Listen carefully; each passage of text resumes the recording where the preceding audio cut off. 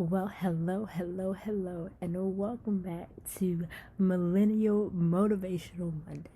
Today is going to be a little bit different as I'm going to be telling a story, but I know it's a story that you definitely want to hear. So sit back and come right on in. Well, there once was a girl who wanted to buy a house. She grew into a gorgeous woman that wanted to build generational wealth. But before we begin of what was once upon a time, be sure to comment, like, and most of all, subscribe.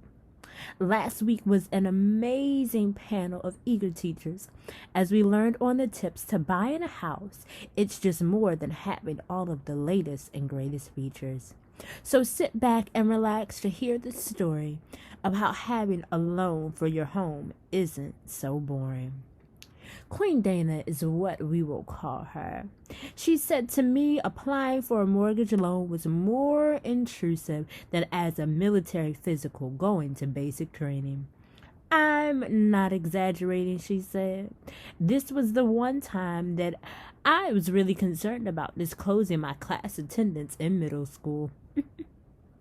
In the beginning, the lender, they asked for my photo identification, W-2s, pay stubs, tax returns, my firstborn's middle name, and even my bank statement. I don't think they cared where the money came from. Oh my goodness, that I was truly qualified to take on a mortgage loan. There are some other documents as well as the lender might ask for to help them make that final loan decision. At least that's what they told me. I will let you decide. The truth you should not hide. Mortgage lenders want to see 1 to 2 years worth of your tax returns. They need your permission to get a copy. Not from you, but from the IRS. You'll probably need to sign a form of 4506T.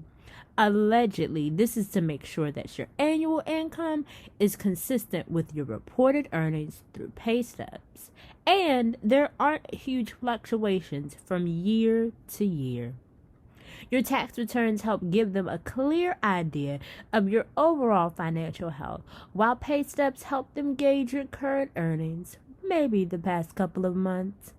If you're self-employed or have other sources of income, such as child support, for example, you may need to show your lender proof through a 1099 form, direct deposit.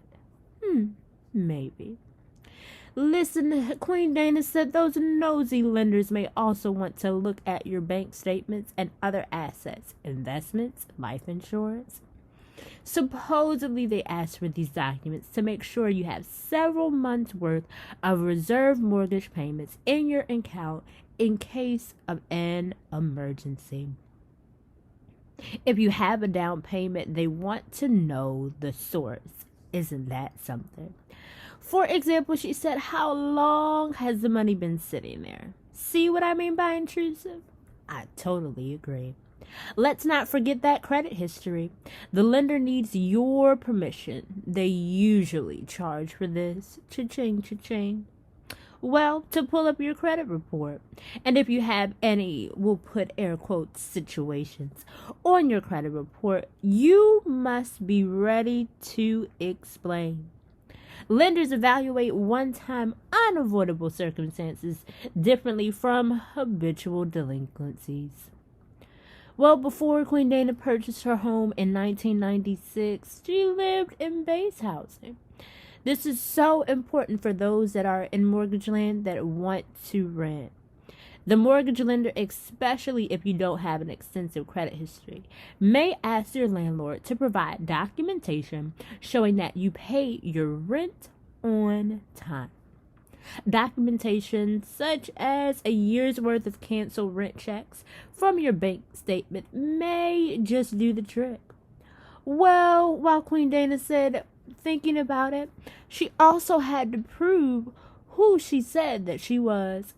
I had to provide a photocopy of what might exactly, well, her driver's license, It didn't bother me one bit, because believe it or not, there are people out there pretending to be someone else in order to purchase a home. How silly. If you have friends or family members, and it probably won't be Queen Dana, that give you money towards your purchasing of your home, you will need to provide a written confirmation that the money is in fact a gift and not a loan. The documentation should list their relationship to you as well as the amount of the gift. Please note that the previous blog, make sure you go to the NexGen website. Shameful plug. To make sure you have to know the consequences of the giver. But please note, in this story, I hope that you have found out and that you understand why the lenders usually ask for what and for why. Please feel free to comment, like, share, and most of all, subscribe. If this applies to you, happy house hunting. Thank you for tuning in to another Motivational Monday. I hope you enjoyed the story, and we will see you guys on Wednesday and next Monday. Be blessed.